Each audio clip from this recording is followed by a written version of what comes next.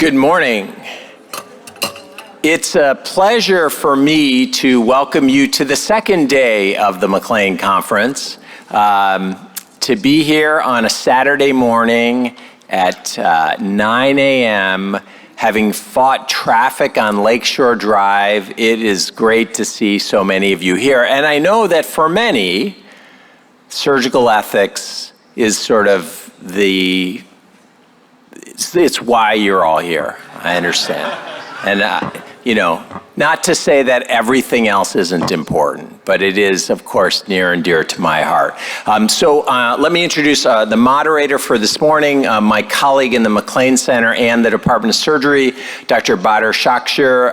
Badr was a surgical resident at the University of Chicago, former MacLean Fellow, now a assistant professor in pediatric surgery, and also co-director of the Ethics Consultation Service of the MacLean Center. So Badr, thank you.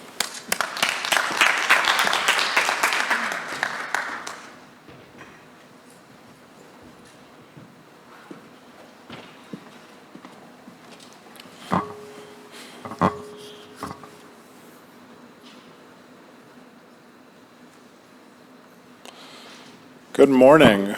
Our first speaker today is Julia Skibniewska, and she's a fourth-year medical student at the University of Michigan in the Ethics Pathway of Excellence. She has professional interests in medical ethics and equitable care. She will be applying to combined medicine pediatrics residency this year. Julia.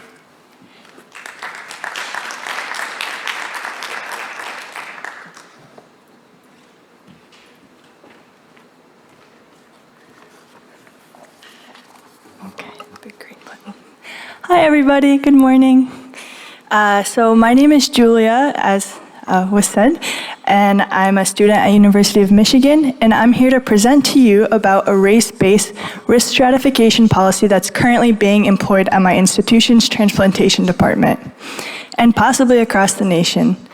This policy leads to a differential selection of immunosuppression regimen before kidney transplants, and I believe this policy needs to be revisited. We all know that race has been used as a variable to impact outcomes in medical treatment in the past, and this has been problematic for many reasons. The policy that I'll describe to you is just one example of an overarching problem that's pervasive throughout the medical field. In this presentation, I'll first describe the policy, tell you about why it was instituted, and then about its potential implications. I have no disclosures. So the protocol in question is regarding the use of a medication called anti-thymocyteglobulin, commonly known by its commercial name, thymoglobulin, or thymo for short. It's a rabbit-derived antibody that's often used to suppress your immune system. After a transplant, people are at risk of rejecting their transplanted organ, so thymo is great at preventing this. However, it's not without its risks. Compared to a similar medication, it has an increased risk of causing transfusion reactions in the short term, and in the long term, it increases risk of infection and cancer. This is because it permanently alters your immune system. Also, thymo is expensive. It requires multiple administrations, and a typical course can range in cost from around $3,000 to $4,000. So because of its costs and side effects, thymo is typically only given to those who have high immunological risk, meaning that they're at risk of rejecting their transplanted organ. Decades ago, thymo at our institution used to be given to everybody. However, when reimbursement rates for kidney transplants dropped, the department could only afford to give thymo to those who truly needed it, such as patients with high immunological risk.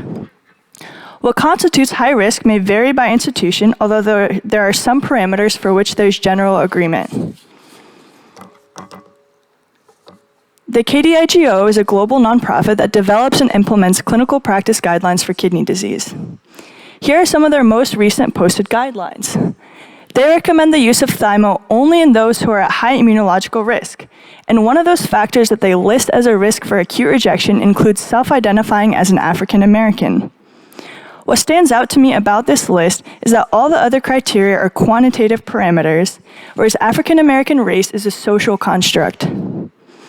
Furthermore, this guideline was only specified in the United States. I do want to note here that this guideline does refer to African American as an ethnicity, which is not consistent with current guidelines, as we know that race is not the same as ethnicity. Here is a table showing KDIGO's multivariate analysis of retrospective observational studies looking at different parameters that were associated with increased risk of acute rejection. I know this may be hard to read on this slide, but what this demonstrates is that being Black was associated with higher immunological risk in North America, specifically in the United States. The recommendations that are put forth by the KDIGO are also reflected at my institution. Here are the indications for using thymo during kidney transplantation. Similarly to the KDIGO guidelines, it shows a series of objective quantitative measures and then self-identified race. So now the question is, why are African Americans considered to be high risk? Well, it turns out that historically African American organ recipients did have worse outcomes, which are independent of gender, age, BMI, comorbidities, and HLA mismatch, which describes immune compatibility. A retrospective cohort study with 25,000 patients showed that African Americans who got thymo had lower risk of new kidney failure and death compared to African Americans who did not receive it. But why race? As we all know, race is a social construct based on a cluster of outward phenotypes. We know that there is significant genetic diversity within racial groups. So if race is so imprecise, why is it being used as a medical tool? To answer this, first I'll address how it's been historically conceptualized, as a biological concept and as a proxy for disparate social determinants of health. So first I'll talk about race as a biological concept. Self-identified race and ethnicity is a social construct related to an identified community that might or might not share phenotypic variants. Genetic ancestry can be different biologically and is sometimes associated with different responses to drug dosages or other clinical indications. But it's worth noting that people of African ancestry are more likely to be genetically diverse as compared to each other than people who identify as white. There are some common differences in genetics based on ancestry, such as the APOL1 variants, which can predispose to kidney disease. This gene variant has a higher incidence in certain sub-Saharan African populations. Identifying as Black is more likely to be associated with African ancestry, and as a result, some studies have used self-identified race as a shortcut to associate it with genetic variants. However, only 35% of African Americans in the US even carry this allele, and an even smaller percentage express it. Some have previously theorized that maybe African Americans are worse metabolizers of cyclosporin, which is another immunosuppression medication. However, the data to support this has not been consistent, and thus this is controversial. Also, nowadays, tacrolimus is usually used instead. Lastly, there have been some theories and smaller studies showing that African Americans may have differences in innate immunity, which leads to more inflammation. However, we know that inflammation is heavily influenced by diet, environmental exposures, and psychosocial stress, and so the exact interaction between genetic predisposition and environmental influences is largely unknown. Thus, just because we see these differences, we cannot assume that they're due to inherent biology. That brings me to talking about race as a proxy for social determinants of health.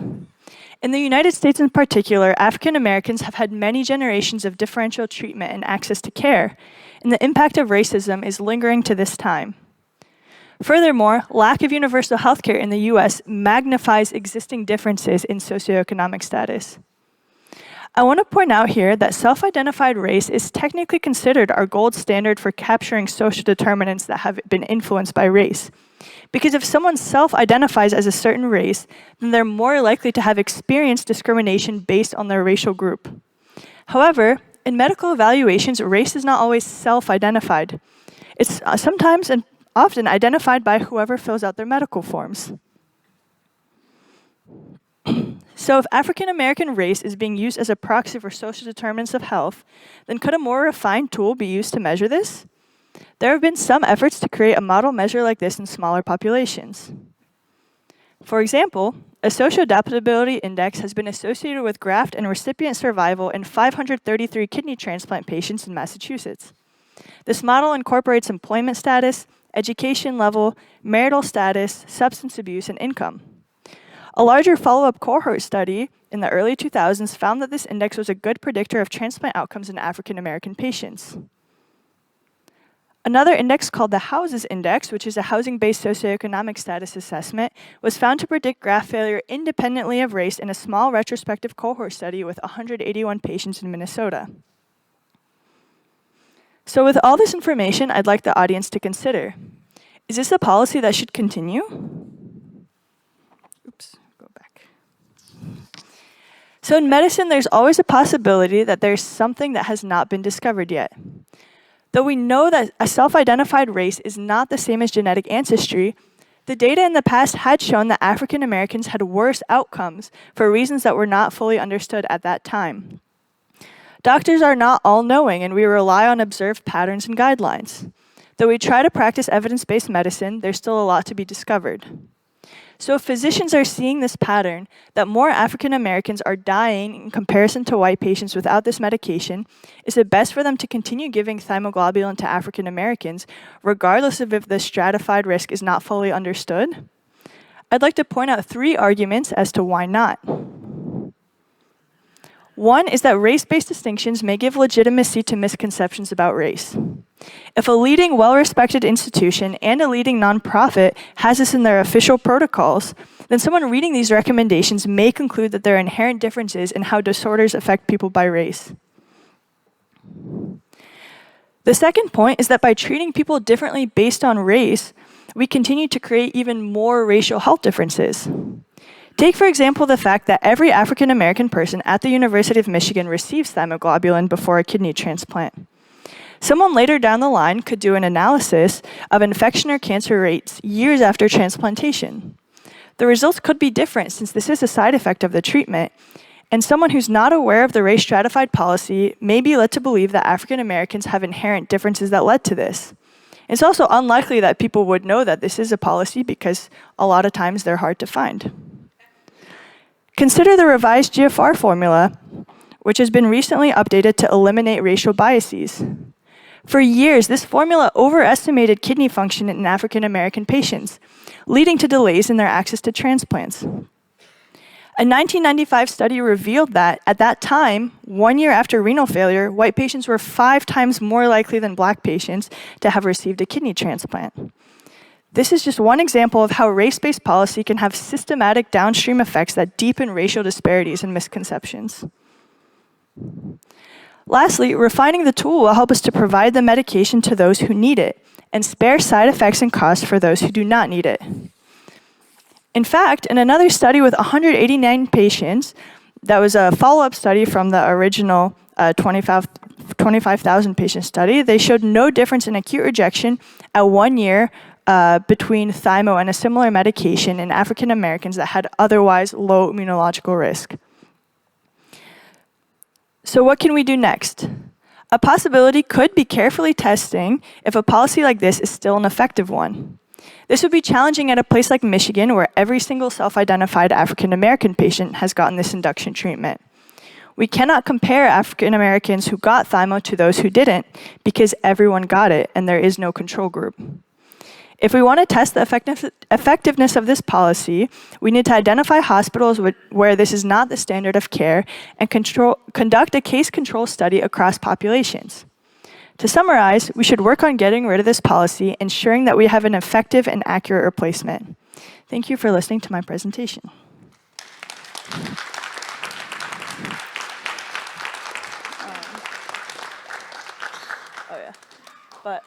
I forgot to put my contact information at the end of this presentation, and as you could see by my conclusions, I would really appreciate collaboration from other people, so if you would be interested in working on something like this, please let me know. Thank you. Yes. Hi, thank you so much for that. It was very well thought out and informative, and congratulations for being a medical student and coming up to our conference. I think your study highlights sort of the cutting edge and where we are in thinking about algorithms and policies and what we should be doing about race. and the difference between race neutral versus race conscious policies. And we had a sort of a panel about that yesterday at the end of the day.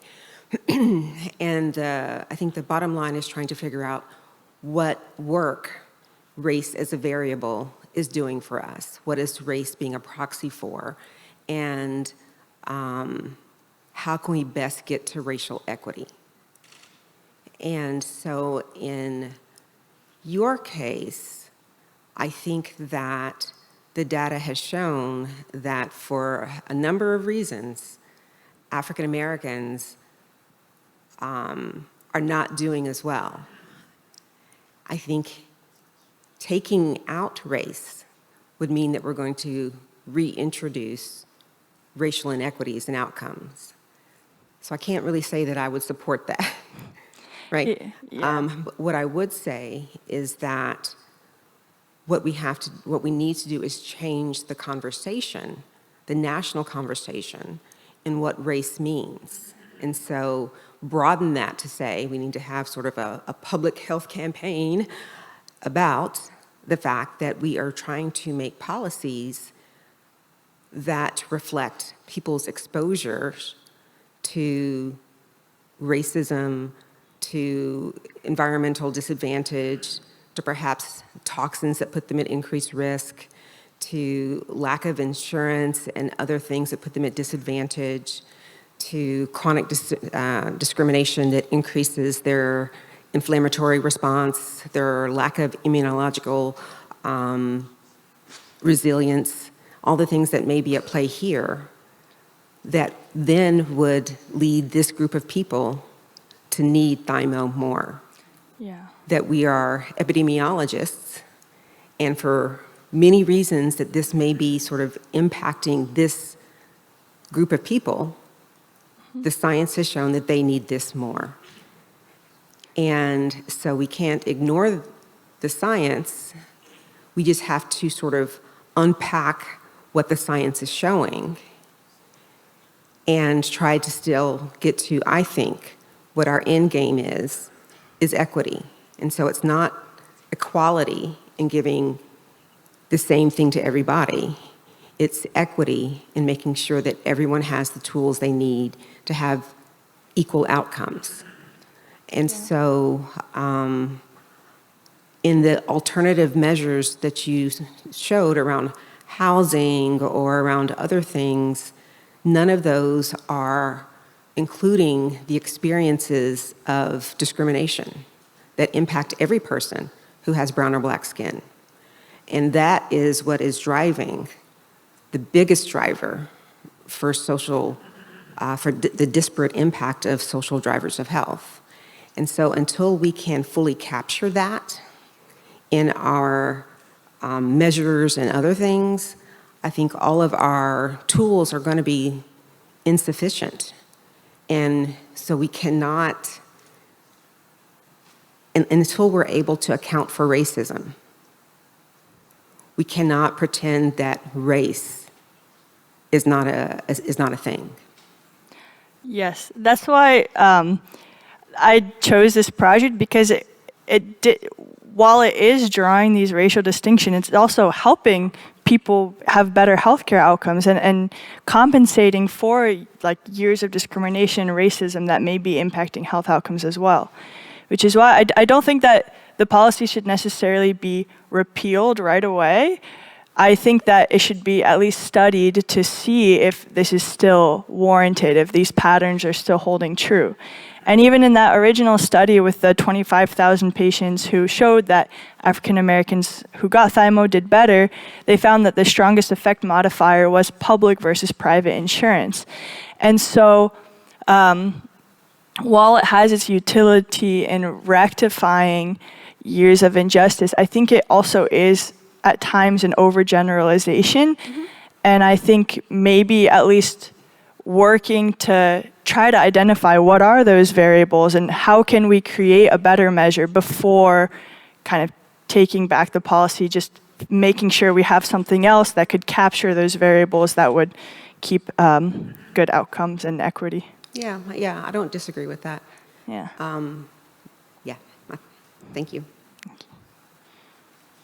Hi, thank you so much for calling attention to this really important topic. I'm actually a general surgery resident at the University of Michigan, so I've placed the order for thymo many times, wondering if it's the thing that we should be doing, given this policy. And so I'm really curious, given all this background and given what you found and kind of how thoughtfully you've approached this topic, how has the reception been from or have you had the chance to talk with leadership, with the transplant division, with the hospital around what it might look like to make changes? And I'm just curious what the reception of this work has been like from the more administrative perspective.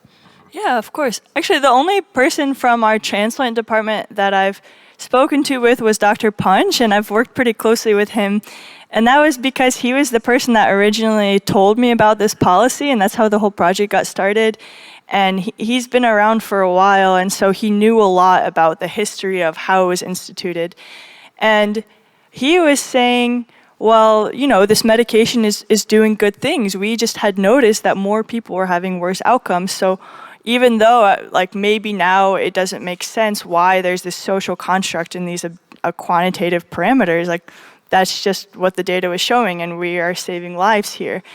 And so he seemed to be he was excited about this project. He helped me a lot with it.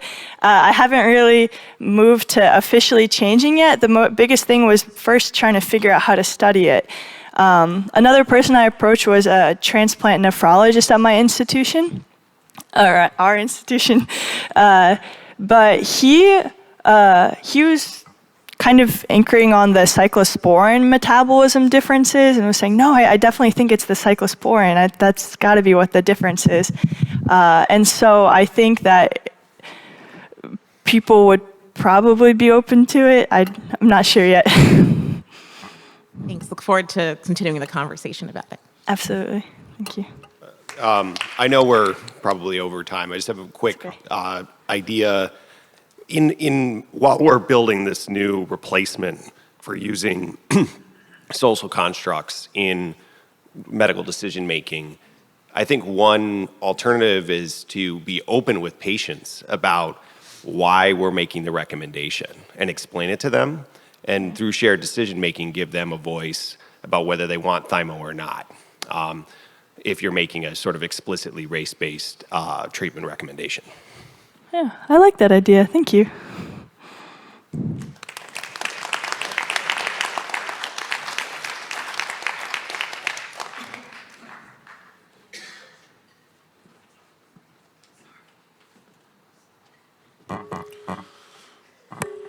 Great. Our next speaker is Zach Newman. Zach is a fourth-year medical student at the Pritzker School of Medicine and a 2014 graduate of the United States Military Academy at West Point.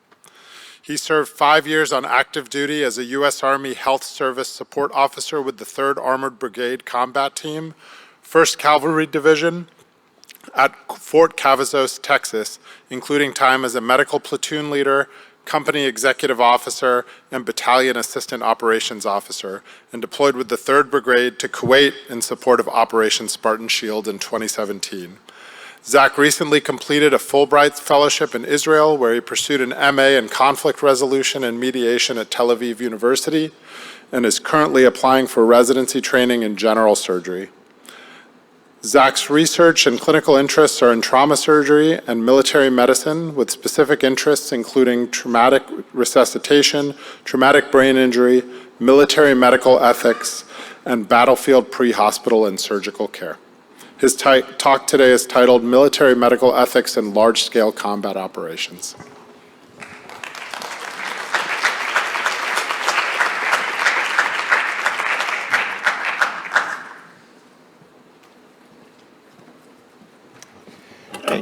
Good morning, everybody. I feel really self-indulgent with that bio compared to everybody's kind of sparser introductions, so I appreciate you bearing with.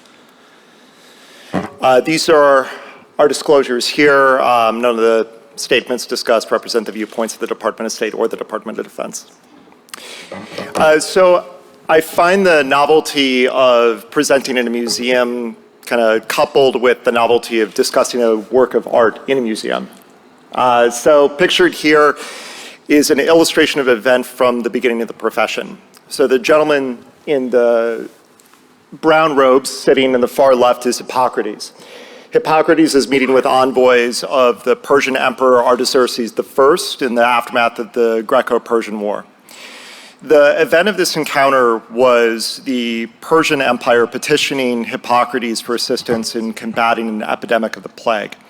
Hippocrates refused, claiming that he would not, even with the promise of gold or robes or station, to provide aid to the enemy. And I think this anecdote encapsulates a lot of the dilemmas central to military medicine, which is this conflict of duty to country versus duty to some higher purpose. Within our modern concept of military or medical ethics, this is monstrous. You know, medicine doesn't know borders, it doesn't know politics, especially after active combat operations has ceased. This is after the events of 300, which is a movie I think we're all familiar with. But at the time of the painting, Hippocrates was memorialized as an example of patriotism. I think that this example is also really telling in the dilemma of medicine and war of the future. So military medical ethics as a field is a kind of growing intersection of clinical medical ethics nested within just war theory. So just war theory is sometimes used synonymously with international humanitarian law or law of armed conflict or LOAC. We've heard of terms probably a lot in the news recently: proportionality, distinction, military necessity, a couple of others that are used a little bit less often, but probably just as important: honor and humanity. International humanitarian law is the body of international law that is encompassed by the Law of Geneva. We know from the Geneva Conventions, the Law of The Hague, as well as something called customary international humanitarian law. And this is maintained by the International Committee for the Red Cross. So these terms are related. They're not exactly the same, and I'm not going to be going into the international law side, but it is important because it forms a backdrop for how we think of military and medical ethics in war.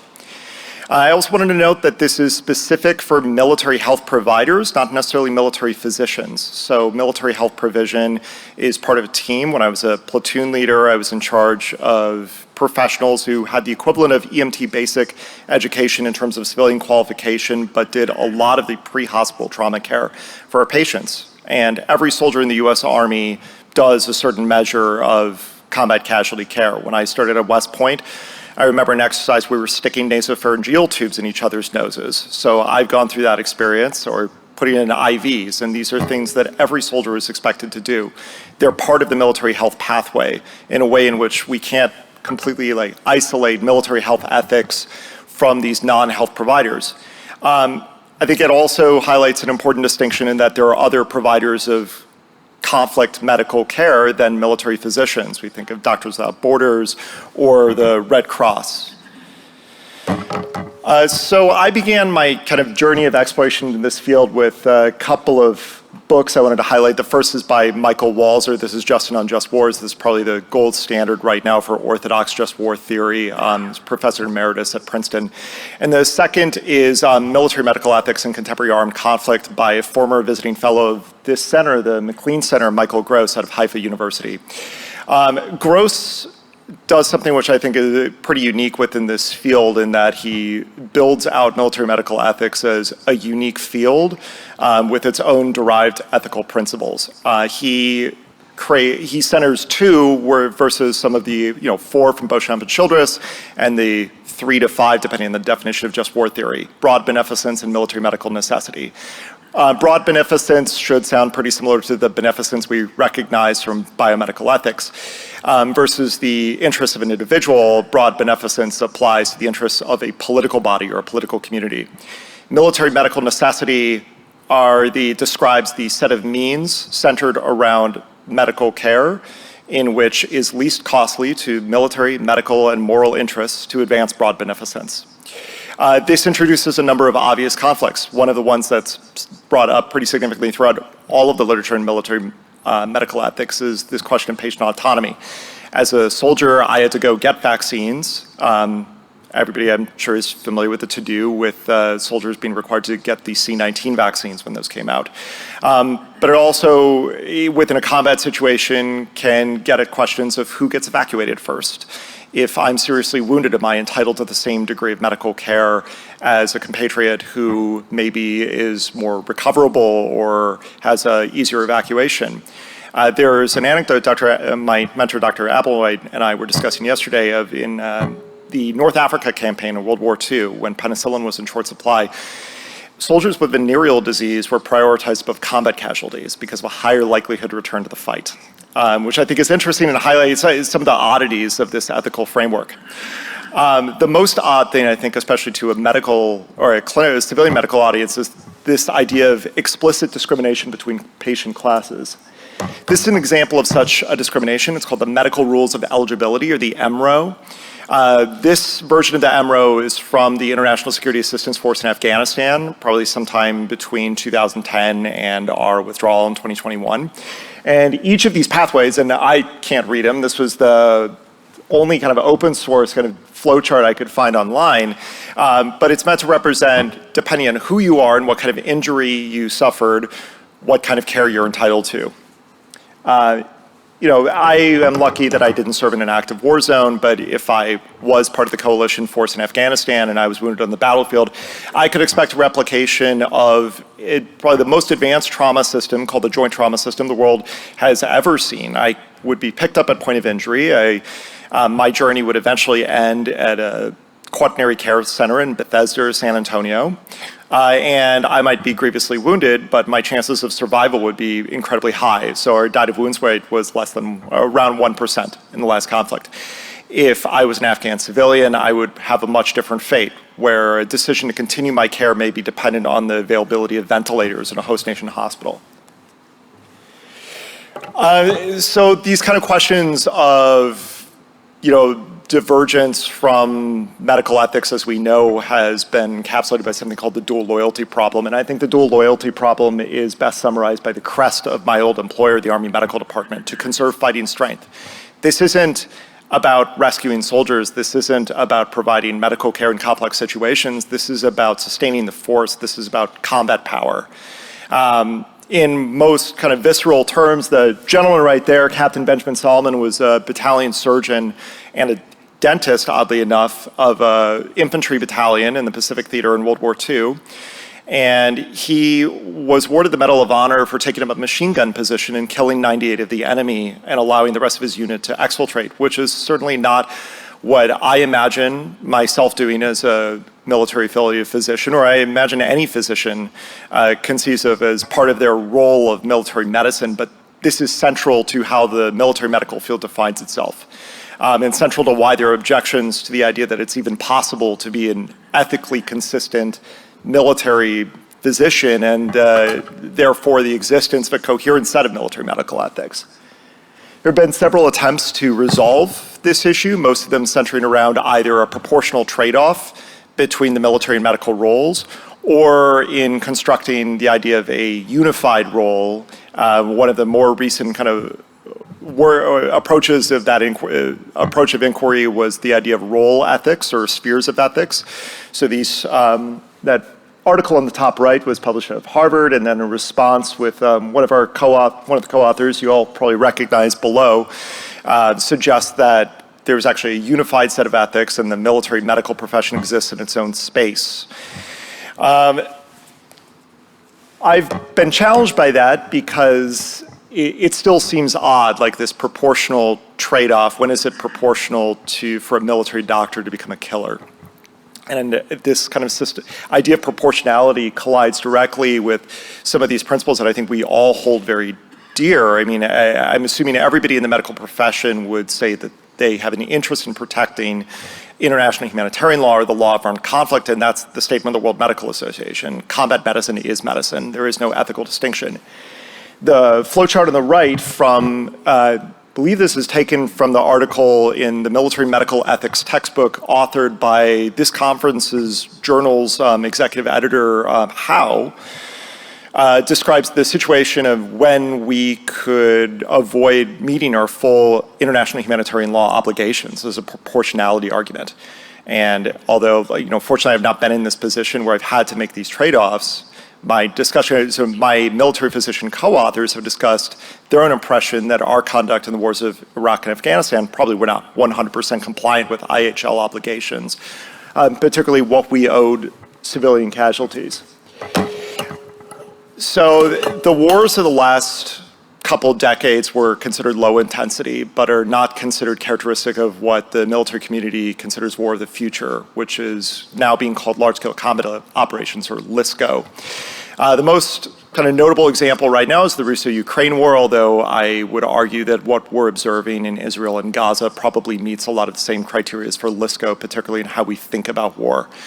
The upshot from kind of a casualty care planning perspective and my old hat as a medical planner is a massive reversal of a downward trend of died of wounds. So 1% of combat casualties in Iraq and Afghanistan making it off the field, now climbing up, I think in the war in Ukraine, it's somewhere 3 to 5%. Largely secondary to an escalation in the reach and the intensity of firepower. So long-range artillery, the use of so the ability to adequately contest air, it's not like Iraq and Afghanistan where we could land a helicopter at point of injury. We now are dealing with an enemy that can compete with us in the airspace. The use of drones, which has completely changed modern war. And then most notably, the expansion of cities as battlefield. The last time a true LSCO was fought in Korea, this was largely between cities. And although there was substantial devastation, this was at the margins of that conflict. Rather, modern war, modern high-intensity conflict is largely fought in cities. Gaza, Mariupol, Bakhmut, Idlib. The idea of a battle being fought in the field almost seems quaint at this point. One of the solutions to this reality, a reality where we can't rescue casualties right at the field, is something called prolonged casualty care, and it's something that was adapted from the special operations community in Africa over the last kind of 2010 to 2020 timeframe, in which the ability to get special operators from point of injury to air evacuation could be up to 24 hours. The thought process is if we can't get people off the field for that long, because of combat conditions, we have to prepare the conventional fighting force to do the same. So the idea of principles of PCC are recognizing that we're going to have to keep people in the pre-surgical or the Role 1 environment for 24 hours, and we're going to have to rely on an evacuation and treatment chain that is largely out of the formal medical system. I didn't really know how best to showcase a podcast, but this is a great discussion with Jen Gurney, the head of the Joint Trauma Service and one of our active duty infantry battalion commanders, about how this relationship is forming in real time through the West Point Modern War Institute podcast. What was remarkable to me listening to them speak is the degree to which line commanders are owning the job of combat casualty care in the battlefield. How much an infantry officer is speaking with fluency and fluidity about transfusion in a battlefield setting, more so than most of our kind of medical professionals would know about transfusion medicine, about the roles of products like freeze-dried plasma or the necessity of low-titer donors. The enthusiasm that the fighting force has for adopting this method of casualty care is tempered by a growing concern that we're not ready for it. So the old standby of what we're supposed to be doing in the field, something called tactical combat casualty care, is considered largely undertrained. Some of my other research is on a drug called tranexamic acid, which might be familiar to the surgical crowd. This is part of the routine trauma pathway for our combat medics in the field. It's administered less than 5% of the time, according to a recent study of combat medic practices in TC3, 5% of the time for when it should be administered. And combat medics, just to kind of orient you, these are 2 people in a platoon of 30 to 50. This kind of fight is going to require more personnel than the combat medics to take care of, something we used to call combat lifesavers. So if our medical professionals aren't trained to do this, we're now expecting people with no medical training besides what they've gotten on the job to take on that mantle. And this highlights what I consider to be the dilemma in large-scale combat operations, in that this is laying bare the professional role collision between soldier and doctor. Our healthcare in LSCO is the job of infantrymen, And the job of doctors is this kind of vague strategic force regeneration, bolstering of American morale, especially with an expeditionary fighting force where our ability to return our casualties from the field is directly related to our ability to sustain a war, and is central to motivating a force, giving people the courage to fight, the belief that they'll be recovered.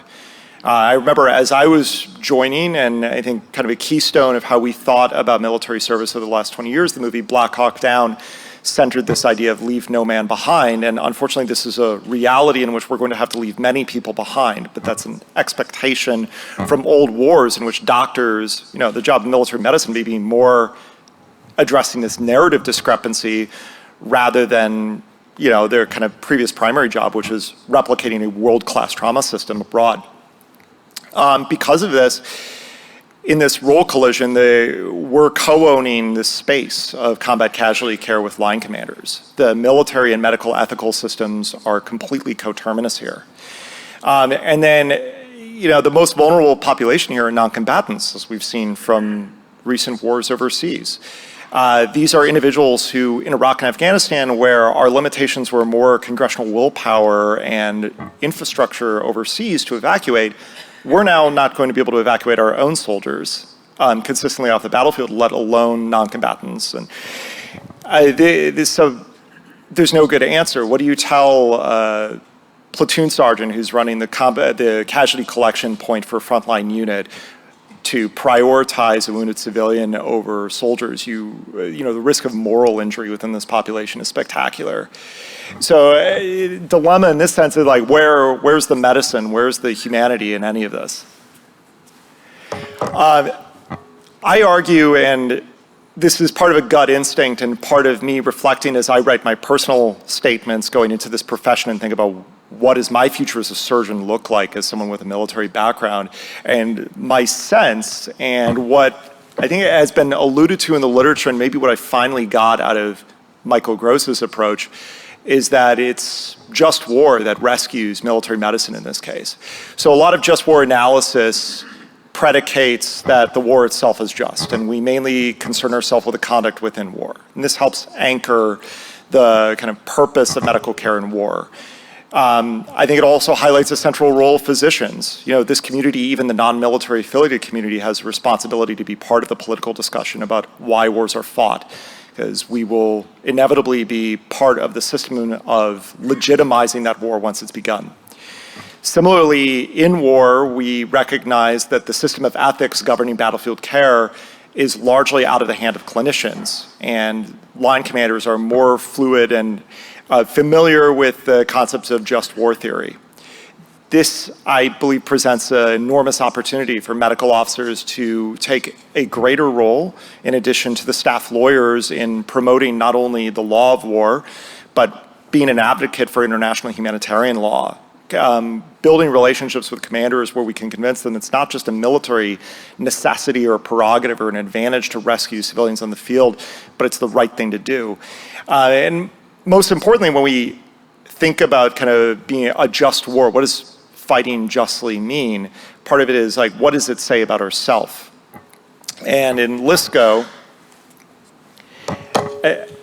the sort of solution, and I don't know if it's a solution, but I guess the light that I've been following with this is the sense that our commitment to international humanitarian law, even when it becomes complicated, and our ability to enforce these norms on the battlefield, it says something about who we are. It's central to us being a just nation and a just fighting force. And the only reason that military medical ethics can be called ethics in that sense is if it's predicated on just politics.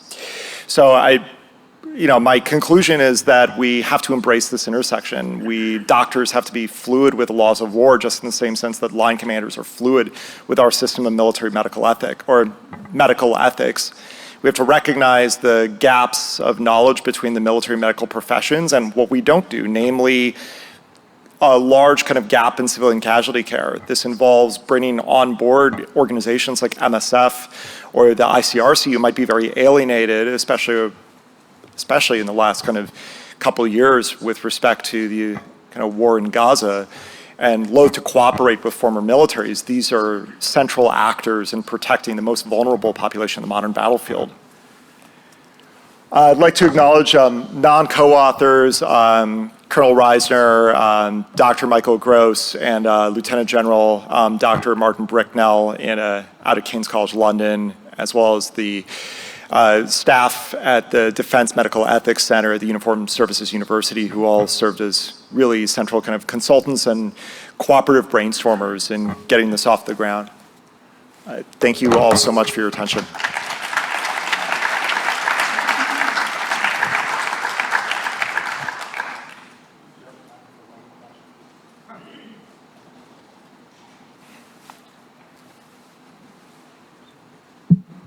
Thank you for a fantastic talk and all the work that you've done.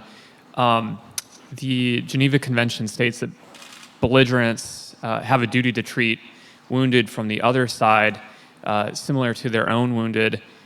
In the light of recent war and, as you mentioned, LISCO, the availability of information through something like an FPV drone or spotter drones increases. Can you speak to the duty to treat if you have a lot more awareness of the opponent's wounded? Like if you know that they're out there rather than like long-range artillery or something? Sure. I agree. I think you have a duty to treat. The question is, do you have a capability to treat? And I think the just war tradition helps offload actually some of this ethical burden from healthcare providers, where there might be an enormous amount of pressure to you kind of have medicine drive the military effort, where the military system of ethics bakes in proportionality. Unfortunately, it does conflict with IHL obligations, particularly like kind of Article 4 obligations, the Geneva Convention for non-combatants. I think combatants are a little bit enemy combatants because we're encountering them on the field as long as we're not killing them by long-range fires. They're more immediate. It's harder to avoid evacuating them. You have to make a conscious human-to-human decision. I think it's what do you do with the displaced persons who come to your fighting position with wounded? But thank you for the question. Thank you so much for your presentation. It was really interesting. Learned a lot. So I'm really interested in the distinction you were drawing between like military necessity and patient autonomy, especially when it comes to pharmacological enhancements in active combat situations, like looking at the history of use of like different amphetamines and like jet pilots and such. Do you think there should be like different ethical considerations around those pharmacological enhancements when they are in active combat, or should they align with our current like ethical framework? That's a really interesting question. I mean, we currently use, I'm sure you're familiar, use amphetamines within, especially our special operations community in order to enhance performance. But I'll admit it's a weakness of this. My kind of focus with this presentation was more issues of battlefield triage, which I'm a little bit more familiar. Coming from the conventional army, I wasn't exposed to the populations which are usually using these drugs. But I think it's an enormous issue. I hope to look more into it. Thank you for challenging me to do that. Zachary Vasilonchina from Chicago. First of all, I want to thank you for your service. Veterans Day is just around the corner, and we salute you for your service. And it's great that you are combining ethics with war, military. And to me, it seems like military medical ethics is an oxymoron. And I have a hard time trying to figure that one out. But I only have one question, and it is not reflective of the United States military doctrine, but more United Nations. When I read the book War Hospital about the war in Bosnia, I was just flabbergasted that the UN had a medical team, a hospital, I think it was Srebrenica, one of the cities, right down the block from a hospital, civilian hospital that was being bombarded daily, and where the doctors there were taking care of the civilian populations. They did nothing to help them. And I think this is something that I think absolutely belongs to military medical ethics as to one's obligation as a Hippocratic medical officer to help those around you. Thank you for your service. No, thank you.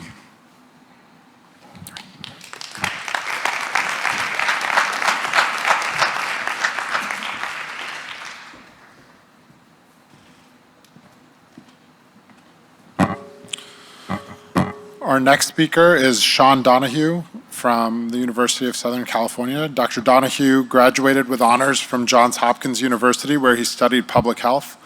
During this time, he attended Oxford University studying comparative health and social policy and medical anthropology, where he finished his coursework with first-class honors.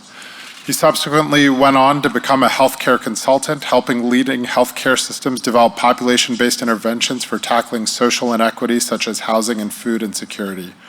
After attending medical school at the University of North Carolina at Chapel Hill, he majored in general surgery at the University of Southern California, Los Angeles General Medical Center to continue his passion for caring for underserved populations, particularly those who are victims of trauma.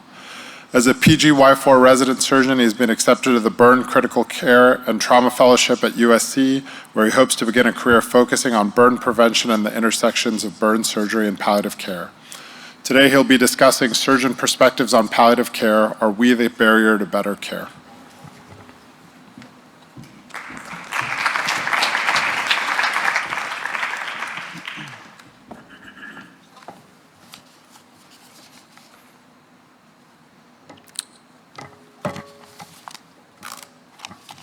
Guessing this is our clicker here, getting a nod from the back. So thank you all for having me. Good morning, my name's Sean, and I'm really excited to be here to talk a little bit about surgeon perspectives on palliative care. We'll bring it back to the US for now. There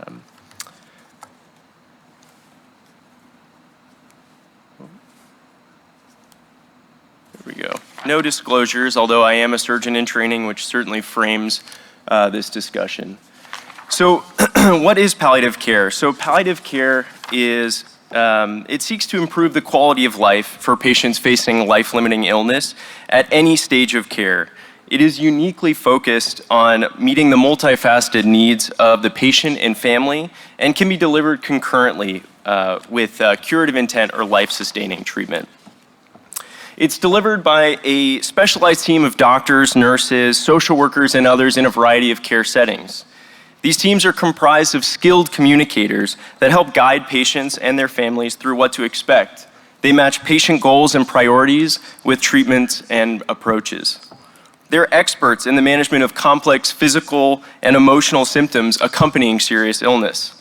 They provide support with coping with the burdens of a hospitalization and clinical uncertainty, and deliver psychosocial and spiritual support for patients and their families. So palliative care consultation has been associated with multiple quality improvements, but also has an important benefit to health systems, with an average reduction in over $3,000 per admission, and even greater cost savings for patients with cancer and other comorbidities. Palliative care involvement has been shown to reduce emergency department visits, hospital admissions, and length of stay. And in the ICU, which we readily frequent as surgeons, we see that palliative interventions have shown a 26% relative risk reduction in ICU length of stay. Now, although palliative care teams are uniquely poised to aid in the supportive approach to these patients, they're underutilized grossly by surgical services. Sanchez and team did a really good retrospective study at Boston Medical Center in 2020 that looked at all patients who died within 6 months of admission to their hospital. Among 739 patients who fit inclusion criteria for a palliative care consultation, 90% of those were cared for by medical services and 10% were cared for by surgical teams. Of the 222 patients who actually received a palliative care consultation, only 4% were actually cared for by surgical teams, which means that only 40% of surgical patients who were appropriate for palliative care consultation actually received them. And this demonstrates a real-world gap in access to palliative care services for patients. This is unfortunately not a new problem. Actually, in 2003, the American College of Surgeons identified priority areas to build the science around palliative care and surgery. However, a systematic review of the literature from 1994 to 2014 only revealed 25 studies focused on palliative care interventions for surgical patients. Now, much like the general public, many surgeons misperceive palliative care as synonymous with end-of-life care or hospice, and this leads to delay in involvement. A mixed method study by Morris and team highlighted multiple perceived barriers to palliative and end-of-life care among surgeons. 3 out of 4 surgeons surveyed actually said a lack of formal education in palliative care was the biggest barrier to consultation. They also said that there was unrealistic expectations of patient outcomes, meaning they were having discussions with patients and patients expected that they, after surgery, were going to go back to their normal lives. And surgeons didn't feel comfortable talking about less aggressive opportunities or palliation. And then lastly, many surgeons said that there was inadequate communication across healthcare stakeholders. And this just goes to show if those communication pathways aren't open for palliative care and surgeons to talk, then those consultations are just simply not going to happen. Now, in resident physicians, education in palliative care has become a lot more commonplace, with 93% of those surveyed having formal education in the subject during some point in their training. But despite this improvement in knowledge and awareness, resident physicians agreed that palliative and end-of-life care discussions should be initiated by attending surgeons or designated palliative care providers. Most residents also reported that practical clinical experience during patient care has best informed how they navigate end-of-life care discussions with patients and the families. This just goes to show you that resident physicians, they're taking cues from their mentors and their attendings on how to navigate these complex clinical scenarios. And if their attendings just don't have the tools to have these conversations, then unfortunately the residents are also missing out as well. Now, despite sometimes our tough exterior, surgeons are emotional creatures, and we build emotional connections with our patients. Patient outcomes are tied to a surgeon's ability in the operating room, and this makes poor outcomes deeply personal. As French surgeon René Lariche once said, every surgeon carries within themselves a small graveyard where from time to time they go to pray, a place of bitterness and regret where they must look for an explanation of their failures. This exaggerated sense of responsibility extends beyond individual reflection. Surgeons actually criticize themselves publicly in the form of morbidity and mortality conferences. Poor patient outcomes are seen as personal failings of the surgeon. Problems in technical ability or surgical judgment may be forgiven. However, a moral failure to the patient, a failure to act, to intervene, to help the patient, is often considered egregious. Now, whereas a personal sense of responsibility may be desirable in a surgeon, it can also complicate important discussions about goals and expectations of surgical intervention. When surgeons consult on patients with limited understanding of their disease process, surgeons may have to spend the majority of the encounter actually explaining the pathology of illness and building a case for a surgical intervention. Discussion around a patient's goals of treatment is often relegated as secondary, and this can be problematic if patients and families have unrealistic expectations of treatment and recovery. Now, critical illness or emergencies often happen with surgery, and this may be the first time that the patient or a surrogate decision maker is called to reflect upon the patient's underlying preferences. If we don't explore whether the patient's values align with the anticipated outcomes of surgery, the decision maker or the patient may request aggressive intervention in circumstances with uncertain or little benefit. Consultation to palliative care may bring with it a sense of fear for the surgeon that our failures are realized and that surgical treatment may not actually mark the end of disease, but rather the end of life. There is widespread fear that a consult to palliative care in a post-operative surgical patient inevitably leads down a path towards withdrawal of life-prolonging care. Surgeons pursue a covenant to cure, often translating into cure at any cost. The surgeon will do anything to get this patient out of the hospital. Surgeons don't routinely consult palliative care as it relinquishes this direct covenant and invites another physician or care member into the conversation. Especially concerning to surgeons is that this covenant may not be shared by the palliative care team, and their goals may differ from a curative intent mindset. Strong collaboration and communication across these two teams can clearly identify the goal of the consultation and help curb deep-rooted fears. by having the conversation and saying, you know, we have this patient, they've had nausea for multiple weeks, we're still getting over a bad ileus after their surgery. Can you help us with this symptom management? Naming exactly what they can do to help this surgical patient can help bring down that level of fear for the surgeon. As surgeons, we must realize that this loss of perceived paternalism, maybe even if we'd like to say a little bit of beneficence, is instead more aptly replaced by true patient autonomy. Now, at our institution, palliative care often works with surgeons after a surgical procedure has occurred, when a complication may have changed the course of a patient's expected prognosis.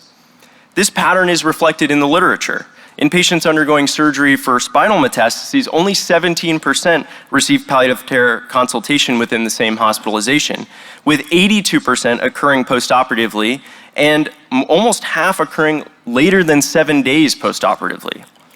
One can imagine the enormous burden placed on palliative care teams as they attempt to build rapport and trust with patients and families when consulted long into the hospital course or at close to end of life.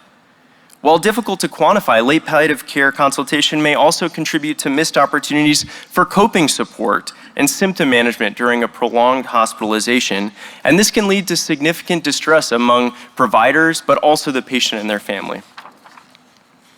If we move the palliative care consultation earlier in the surgical care continuum to the preoperative setting, we may see some additional value for high-risk populations. Adults with frailty and multiple comorbidities remain at high risk for inpatient morbidity and mortality, and thus the American College of Surgeons actually recommends preoperative advanced care planning conversations with this group. However, several recent studies analyzing large cohorts who underwent surgical procedures reported preoperative palliative care consultations occurring less than 1% of the time, and this indicates that there's a major area for improvement. For those surgeons in the room, I'm sure you can think of a few frail patients who may have benefited from a palliative care consultation before you operated on them. I think it's also important that we discuss that although there's a wealth of data surrounding quality improvements and improvements for the health system regarding palliative care in medical patients, we've yet to fully understand how to utilize these resources for surgical patients. There have been 2 recent randomized controlled trials that found no improvement in quality of life or symptom burden for patients with cancer undergoing curative intent abdominal surgery. It's important to note, though, that this patient population that they looked at often had functional outcomes similar to the US population. And that makes sense, right? If we think of a surgical patient that's undergoing a curative intent treatment for cancer, they have to be functionally able to undergo surgery. And thus, there was very little ability for palliative care to improve their functional outcomes. Additionally, these 2 randomized controlled trials occurred during sort of peri-COVID era, and thus a lot of the palliative care consultations were telephonic in nature. They were not in person. So if we think about on the individual surgeon level, what are the ways that we can utilize palliative care to help us? Well, I think we can go through and pick what specific area we need help with. Is it pain and symptom management? Is it goals of care discussions and complex decision making where there isn't a clear right answer? Is it just for actual support and with coping of the burdens of a very tough or prolonged hospitalization? Is it psychosocial or spiritual support, or is it really the family that needs palliative care even more than the patient? And then also they can help with sort of deciding life-prolonging treatment or transitioning to comfort-focused care. We've actually created a framework for these conversations among surgeons who may not have formalized training in surgical palliative care, and I'm happy to share this framework with anyone who'd like it at the end. On a system-wide approach, automatic triggers for palliative care consultation may lead to increased timeliness of referrals and improved outcomes. Frailty has been shown to be an independent risk factor for unplanned readmissions, complications, and increased morbidity and mortality after surgery. Joanne and team at Nebraska actually utilized a system-wide approach to screening for frailty among patients before undergoing an elective surgery. They used a previously validated risk analysis index and required a frailty score to be recorded prior to scheduling any elective surgery, and that way they could capture all the surgical volume that was not emergent. Frail patients, designed as a RAI score of greater than 21, were strongly encouraged to undergo preoperative palliative care consultation. However, no formal requirement was made. If the patient, family, or surgical team chose not to accept the consultation, the procedure continued as planned. After implementation, there was a dramatic decrease in mortality at all time points, even actually looking at the morbidity of the patient themselves, the age, and all risk factors. And they found actually that palliative care consultations were more likely to be requested by surgeons themselves after this was implemented. So when we think about how can we bridge the divide in surgical palliative care, if you're a surgeon or even if you're not a surgeon but are interested in this and you have the tools at your institution to undergo system-wide change, we recommend automatic referrals with frailty scores targeting patients that have those poor functional outcomes to begin with. At an individual level, if you're a surgeon who wants to implement this in your practice, we recommend having very clear, simple discussions with patients, as well as open communication lines with your palliative care physicians and team to understand specific areas that they can help with your patient. More work is necessary to better understand surgeons and patients' knowledge, acceptance, and communication surrounding palliative care's role for surgical patients. And this requires overcoming the entrenched mindset of equating palliative care to end-of-life care. We need to normalize the referral to palliative care so that we can help surgeons embrace its benefit in patient care and improve utilization across the care continuum. Thank you so much for your time, and I look forward to questions.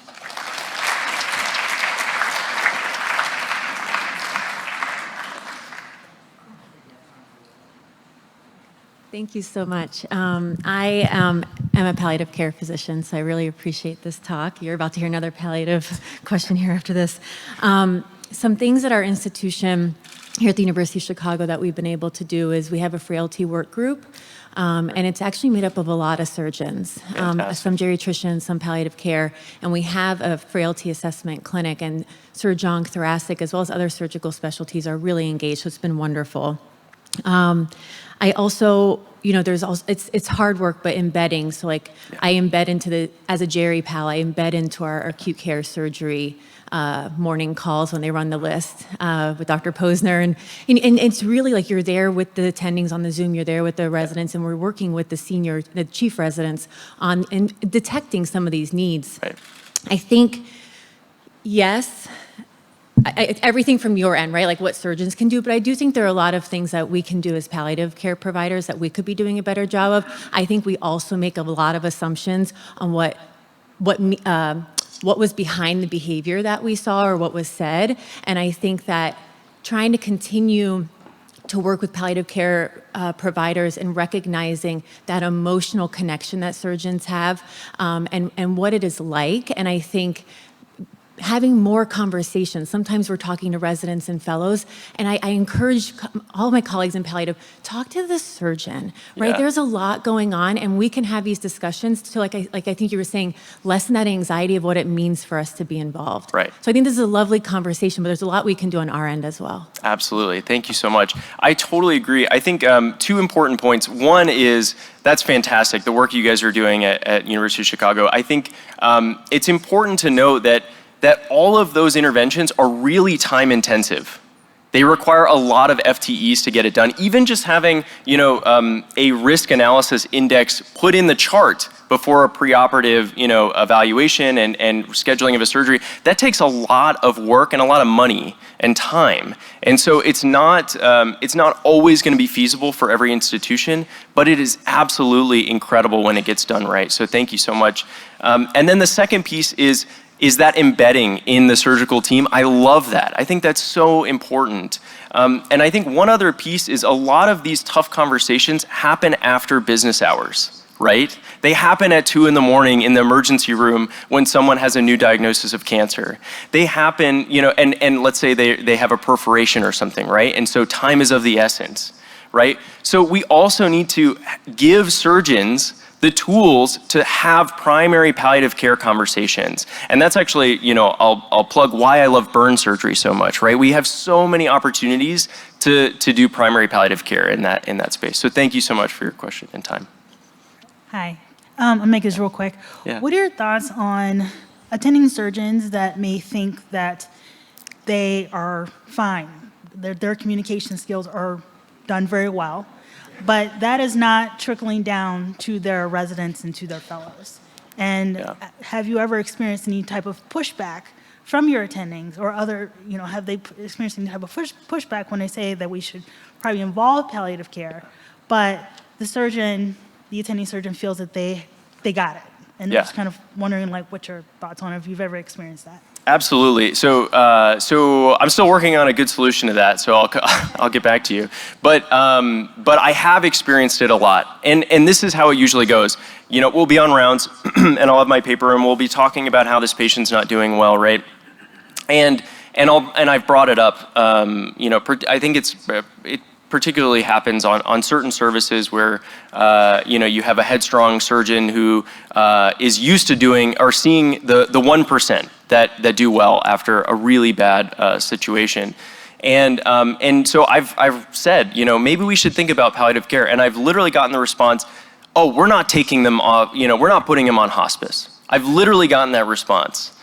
And I think it's first is recognizing the problem. So first off, I usually try and say, oh, I don't want to consult hospice, I want to consult palliative care.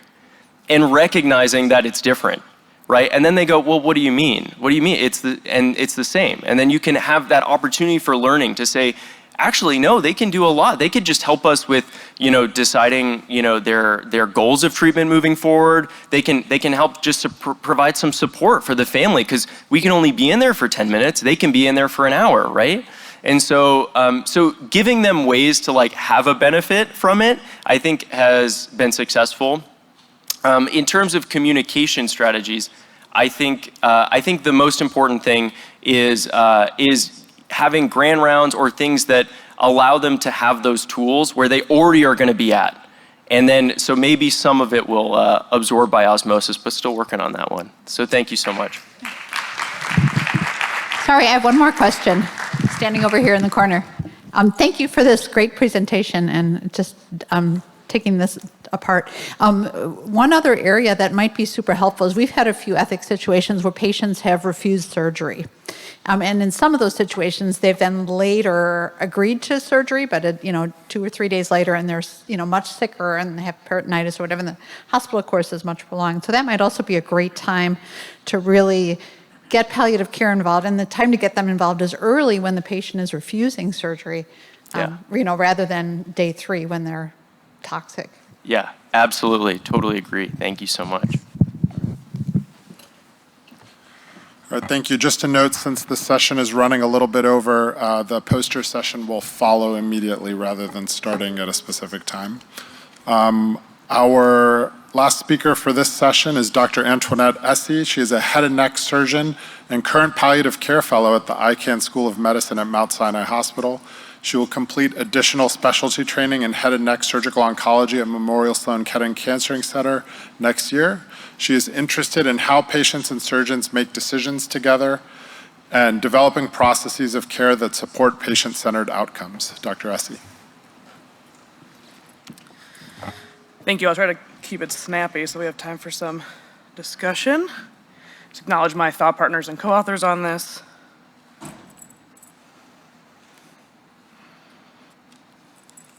This is a very confusing button thing. Okay, I was hitting that and then I skipped the disclosure slide. I don't have any disclosures. So my hope today is for this talk to be somewhat practical and zoom back in on the conversations that surgeons are sort of actually having to hopefully help those surgeons and anybody supporting them with ethical decision making. And there's really 2 main points I hope to make One is that justice is a very challenging principle to apply to individual decision-making because it's inherently relational and has to do with patients outside the patient in front of you. And that when trying to apply or honor this principle in an individual context, we need to be able to recognize and separate the part of the justice principle that sort of reaches away from the bedside into a public health ethic, but without abandoning that principle entirely. So we'll talk a little bit about background here about justice and informed consent, and then I have two cases to sort of focus on two main points in regards to that. Is this the back button? The very, very top? Sorry. Thank you. I was even warned about how confusing this would be, and I still couldn't figure it out. Okay. We don't need to talk about principlism and its many failings, but the four principles are how most sort of lay clinicians operate and make ethical decisions. And justice, like all the other ones, was sort of first out of this realm of bioethics for human research, and really encompasses two sort of subpoints. One being fairness, where material justice specifies how we're going to distribute resources fairly, and then a formal justice idea around equity, where equals should be treated equally, but also unequals must be treated unequally, and this idea that equitable care requires sort of individualized patient decision-making. In a research context, this principle always kind of manifests as a simpler idea about distributing risk and benefit across society, but in a clinical context with individual informed consent decision-making, it's a little bit more nebulous and kind of arises as these contextual features like legal issues, conflicts of interest, or resources. Talked a lot about informed consent and shared decision-making yesterday, and I'll just highlight here that, again, our current standard, informed by a lot of legal cases and precedent, as well as the norms and definitions surrounding that, is this disclosure of material risks and assigned authorization.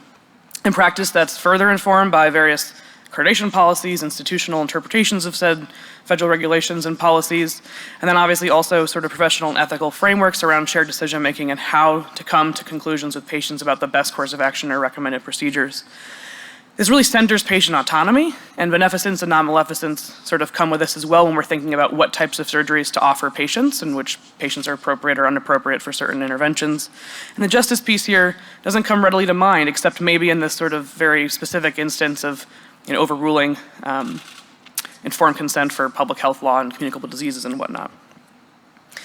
And so, as we're sitting with patients and trying to figure out what to offer them and how to help them make these informed consent decisions and honor this principle, we're talking about two kind of big picture cases. This first one has to do with resource utilization and this idea of rationing. The case we'll use here is, I'm an ENT, so they're ENT related. She has one-sided hearing loss. She's been using this headband aid that you can see in the top picture.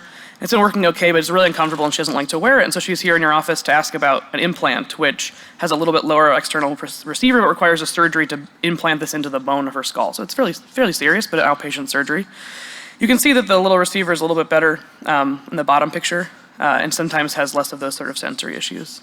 Now the surgeon is talking to the patient and they're a little concerned that, this is an expensive device, and based on you can query the devices and see that this patient really hasn't been using the other hearing aid, and really questioned about whether it's useful to provide this, and is thinking about encouraging or requiring the patient to sort of prove use with the other hearing aid before offering this sort of higher intensity implant. This is a very specific situation, but I think these things float around the back of our mind more often than we always admit. And so this idea of our responsibility to be good stewards of resources, and how does that flare up in these individual conversations with patients, and how do we sometimes navigate or explore those ethical feelings, I guess. And so there's sort of four questions we can ask ourselves about whether this is informed, individualized patient decision-making, or an urge to sort of, ad hoc ration resources at the bedside, which is generally not an equitable way to distribute resources. So thinking about the clear medical indications for the device or the procedure, which we'll talk a little about, are there more cost-effective options to consider? Will these unused resources actually be available to another patient? And are we consistently applying these principles to all patients at all times? I'm using this case as an example, but in the abstract here, for medical indications, a lot of fields have really clear guidelines about which patients and which lab values necessitate which screening and which guidelines. And we have that in surgery too. We've got, absolute contraindications or indications, relative indications. And I think we all inherently know that those tend to include a lot more subjective surgical judgment. And it seems in interrogating those things as we think about offering or not offering surgery is critically important to understand where that's coming from. Cost-effective options to consider really have to do with the patient, and so, working with the patient to see what other cost-effective options are available for them is certainly within your fiduciary responsibility. Thinking about saving systems costs, it's a little bit outside the scope, even though they feel related. So like in this patient's case, she already tried the more cost-effective option, and it wasn't working for her.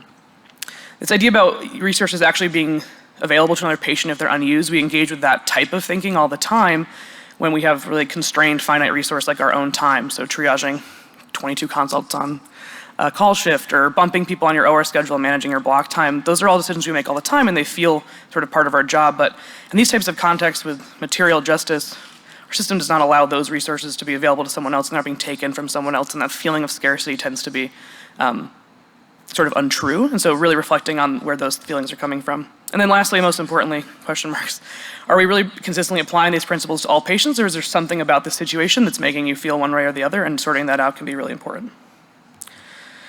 Second case has to do with this kind of cost outside of the medical framework and really thinking about that formal justice idea of how are we treating patients equitably and not just equally. So the case we'll look at here is an endocrine surgery case. Patient comes in, they have a 3-centimeter thyroid nodule. It's a cancer on a needle biopsy. These grow really slowly, but at this size, almost everyone would recommend surgery of some sort, and they talk about risks and benefits. One of the risks of thyroid surgery includes trouble with a voice, and the patient in your office says, oh, they can't have surgery. So you say, call me back when you change your mind. Just kidding, they're gonna ask, tell me more about that. So there's 3 little patient case examples here. Thank you. First patient is Carlos, and one answers your question and tells you he's a migrant farm worker and that he needs to delay his surgery by 3 months because he cannot miss any work until the end of harvest. Later that morning, you have the same thyroid nodule, so odd, but her name is Anita, and she's 41. She's a woman who is a professional jazz vocalist. She's dependent on her voice for a living, doesn't plan to retire for another 15 or 20 years. And the last patient of the day, oddly, has the same sized thyroid nodule. Her name's Clara. She sings every week in her church choir and is very worried about her voice after surgery. There's a lot to unpack here. I'm not going to go into all these details right now, but the sort of core here is that in order, to help these patients make decisions and provide equitable care and good recommendations in their own context, we have to do some more exploring. And you may be thinking about what part of this is a patient preference, what part of this is a true structural determinant of health that the patient lacks control over, and thinking about ways to intervene. So briefly, the first case with Carlos waiting 3 months to schedule this procedure is completely within a reasonable clinical recommendation, and it feels bad that he has to make that decision, but you'd probably leave it be. Anita, you might need to be engaging more about how much of this is, the job that she really desires or a job that she must have, and thinking it towards the future about ways to, adjust that framework and exploring sort of what the real effects to her voice might or might not be. And maybe you'd offer a 6-month follow-up with an ultrasound and keep negotiating with her about the sort of best treatment plan for her. And then Clara, slightly differently, she would want to delay indefinitely because she's scared about her voice, and maybe you notice that she's sort of overestimating the true risks to her voice in this context, and you talk a little bit more about what that really means and the different things you can do afterwards if there's complications of the treatment plan that's for them.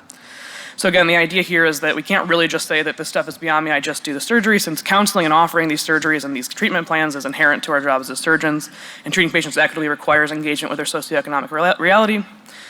And then this feeling that you can't make a patient do something, and honoring this idea of autonomy. Again, the shared decision making is really critical to make recommendations that fit within the patient's socioeconomic reality. The heart of all of this is this kind of tension between a public health ethic and a clinical ethic. Public health ethic deals with the moral work of caring for populations, and it focuses on prevention, and it's an idea that society should be a good steward of resources on the whole and make guidelines at a population level. It's in our job to try to apply those guidelines to individuals in a clinical ethic where we're dealing with those individual patients in their reality, we're offering different treatments and have a different fiduciary responsibility to that patient in that moment. But again, inherent to all of this and why it feels so messy is that we just really haven't decided as a society how we distribute resources fairly. There's a couple models here of distributive justice to each person equal share, or by need, or by effort, by contribution, by merit, or most often by a free market exchange. And sort of navigating that with individual patients can be challenging and hard when we're trying to provide equitable care. So honoring this principle of justice during informed consent discussions is challenging. I offered a couple different cases, but I think it arises all the time, especially if we unpack some of the feelings that we have about patient care. A couple sort of best practices. Moral distress. Ask for help in thinking through those moments, either with surgical colleagues or other people. If there's some ethical reasoning behind your recommendations or ways that change it, share those with the patient and engage them in the discussion. Focusing on shared decision-making, which often includes non-medical benefits and consequences, costs and gains for the patient, and helping to understand their decision-making and finding ways to support them within the system is critical. Avoid rationing care at the bedside, and then if you see things that are bothering you, advocate for systemic change outside of the clinic room. So if we have, I tried to be snappy here, if there's some questions, these are some things that I was curious what people thought about, but any comments or questions are welcome. Thank you.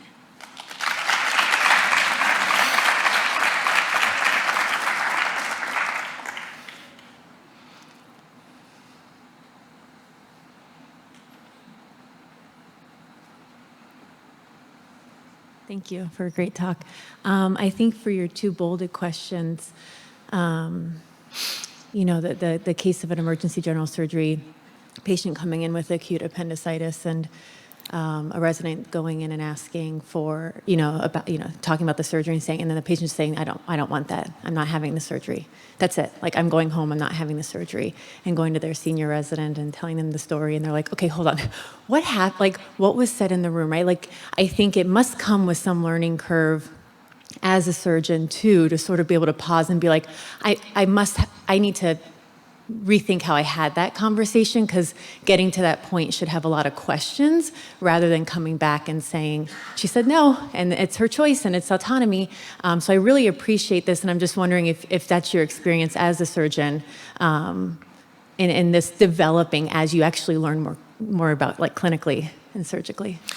Yeah, and we zoomed way in on this one principle and this one type of conversation, and there's obviously lots of overlapping things. And we talked a little bit about informed consent yesterday and how we tend to not teach people how to do it and sort of throw them in with the least experience. And a lot of this revolves around this idea as you're learning about surgery, right? The adage is like, you learn who to operate on and then you learn when not to operate. And thinking about these indications when you're a trainee and coming, even, I mean, I think as a junior attending, you try to think as rigidly as possible because it feels safe, but most people can acknowledge that don't fit within the guidelines. And so sort of, I think, structuring our surgical education like that from the very beginning about how attendings are thinking through problems is helpful. And then again, being realistic about when there are alternatives and trying to help patients understand what that means. So understanding why they're not doing surgery and having them understand what we like to treat with antibiotics, which is what they do in Europe, And so just thinking really thoughtfully about all those things is something that obviously comes with time, but I think we could do a better job about structuring our education around this. Thank you. That was a lovely talk. And it made me think a little bit about one of my favorite Mark Siegler papers on the doctor-patient relationship, the 4 ages of the doctor-patient relationship. And he talks about, with DRGs, we went from the dyadic relationship to the triangulation with the insurance company. And so where do you put them in this mix? Because a lot of times you don't actually really get to decide. And there are a lot of issues that come up then with health equity. So how would you put them into this mix? Yeah, and I think, again, this is where that public health ethic comes in, and us being able to sort of think about both of them simultaneously and be able to separate their applications. So, the day-to-day practice of patients is you have to meet them where they're at, where you're not going to be able to change our crazy financial healthcare structure in that office with them, but you can help them sort of, as best you can, understand what their decision is. This is going to be a huge out-of-pocket copay, and these are some of the other options we have. I can make a referral to social work to see if there's a better plan that you can be on. We're going to call it. You have to just sort of meet them where they're at. But I think it's a constant reminder about our obligations as physicians on the other side, outside of the clinic room, about how we advocate for justice on a systems level, which is often where it manifests. And as a physician, I feel like I do it a lot on an individual level, right? So if you think about the amount of unpaid time we can spend appealing. Yeah, you can't bill insurance for all the time you spent on the prior auth. You can. So, I think that there's a professional role in terms of advocating for certain standards of the profession, and then there's the individual role in terms of how much are we going to advocate for this particular patient. So, yeah, it just adds. And again, I could have probably talked for like a whole semester or something on this, but other examples to bring up about that when we're talking about justice and finite time resources, thinking about that is a reality that comes up in the clinic as well that we have to navigate really thoughtfully. Thank you. Thank you for another wonderful talk that really highlights informed consent as an art. And I, was drawn to that one area at the top left where you'd said, the surgeons will sometimes say, like, I'm the surgeon if you don't want an operation, what can I help you with? And that is an unfortunate challenge. My question to you is, do you have any thoughts on, the ethics of, surgeons who, some people are not seeing their patients before surgery, and there might be residents or physician assistants that are engaging in these conversations, and then the surgeon comes after. So how does that, which happens, fit into this framework that you're discussing? Yeah, I think I said I was zooming in, but it's very hard to not zoom out for me and for this topic. But yeah, surgeons themselves as a finite resource is part of that dynamic, and finding ways on a structural level to understand which types of diagnoses or procedures are appropriate to be seen by a physician extender or a resident, and then again making sure that we're training those providers in the things that you're thinking about and that matter, and making sure that they know at what points to sort of escalate or say, like, this just didn't feel like a routine tonsillectomy consultation. I think that they should probably see you beforehand, and sort of supporting those systems actively as the sort of systems level resource allocation plan that they are, and not merely just sort of an extension of the practice. But yeah, a very hard thing to navigate.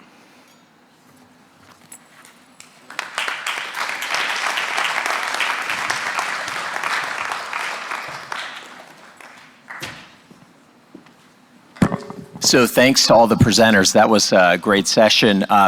Because we went a little bit over, we're going to extend our break, and so we will reconvene back here at 11:15 for the MacLean Prize winner introduction and Dr. Solomon's keynote presentation. So I would invite you to enjoy a break. We'll have a full break, and there's a couple posters that will be presented outside the back door now. Thank you.